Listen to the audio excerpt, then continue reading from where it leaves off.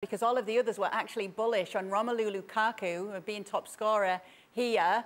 Jules, do you see him at Chelsea next season? What's the latest on his future? I don't think he wants to be there. So why would you keep him? Peter Cech came out today and said, yeah, you know, Lukaku next season, etc. Okay, if you want to keep him and force him to stay, you can. But he doesn't want to be there. So I'm not even sure if he really wanted to be there when the transfer happened, to be honest. So let's see what happens. There's clearly just one club right now who I think is willing to try to make it happen, and it's Inter Milan. I think he would love to go back there. It can only happen on a loan. We've said that before, we've explained, for many reasons, and especially the main one is that Inter don't have the money for a transfer. Can that happen? Can you work out a loan when the player is worth so much, when he's on so much money, wages-wise?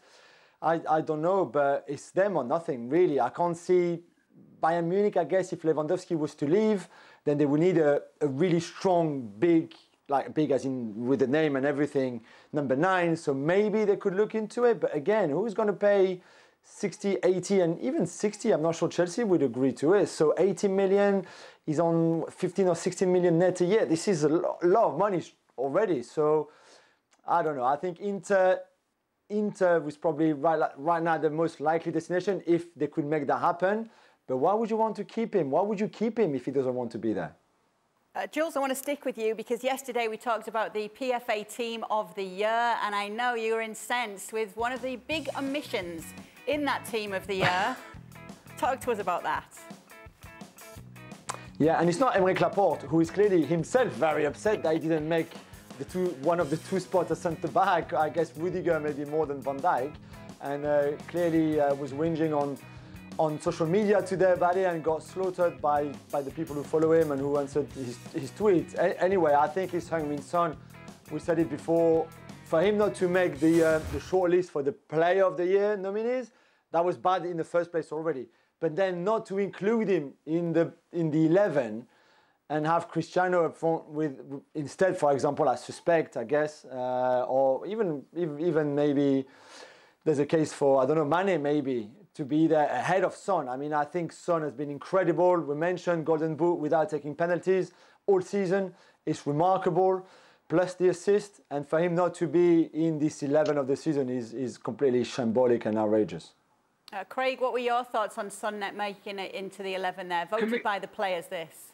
Can we just go back? Can I just backtrack on Lukaku a little bit? Because I don't really give a stuff about the Team of the Year, to be honest with you. I don't care. Yeah, I think he should have been. I think he should have been certainly in the voting, if not in it, with his performances. But that's what it is. Let me just go back on Lukaku, please, for a minute. This is another huge problem for Chelsea and Tuchel, because you have a player, as Jill said, on the face of it, seems like he doesn't really want to be there. And as Jill's mentioned, that could have been the case from day one. Who knows? It certainly looks that way now.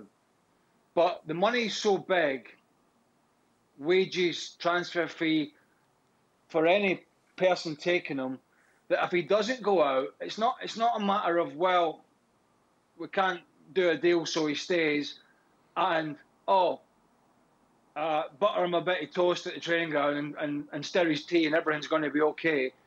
You're left with, you're not going to challenge with Kai Havertz and Timo Werner and a sulking Romelu Lukaku.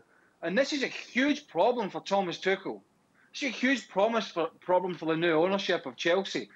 Yeah, they might say, okay, well, you know, let's make a splash for the fans, and you know, we'll have to soak up the Lukaku wages and know that he's not going to play a lot, but we're going to have to go out and buy somebody else.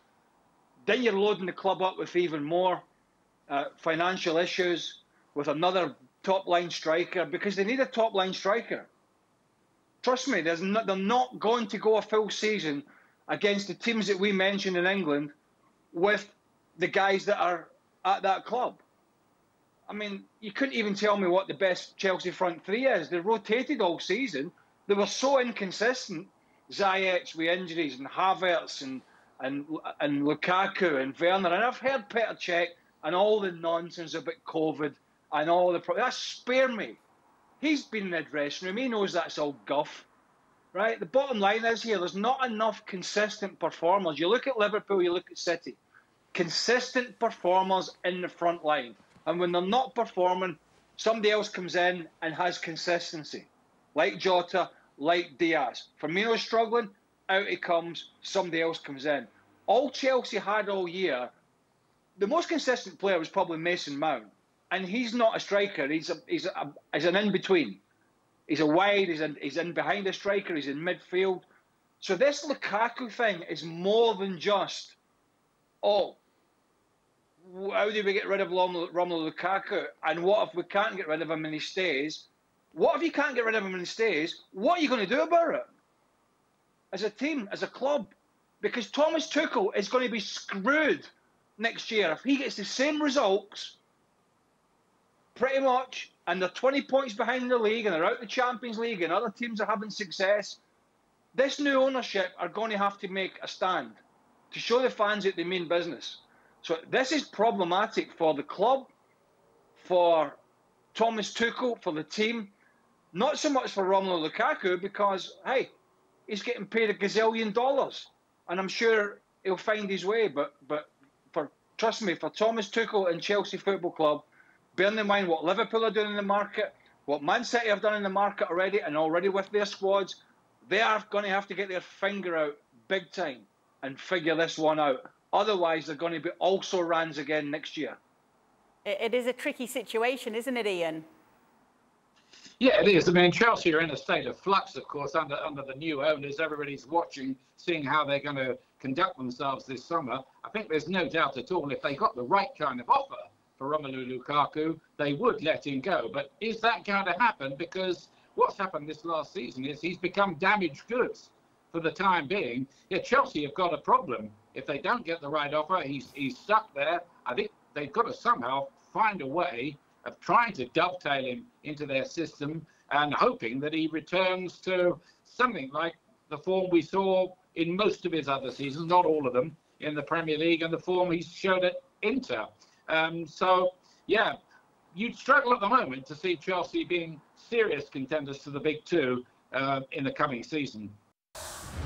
Well, thank you very much for watching ESPN on YouTube. For more sports highlights and analysis, be sure to download the ESPN app. And for live streaming, premium content, and let's not forget as well, ESPN FC 7 days a week. Subscribe to ESPN+.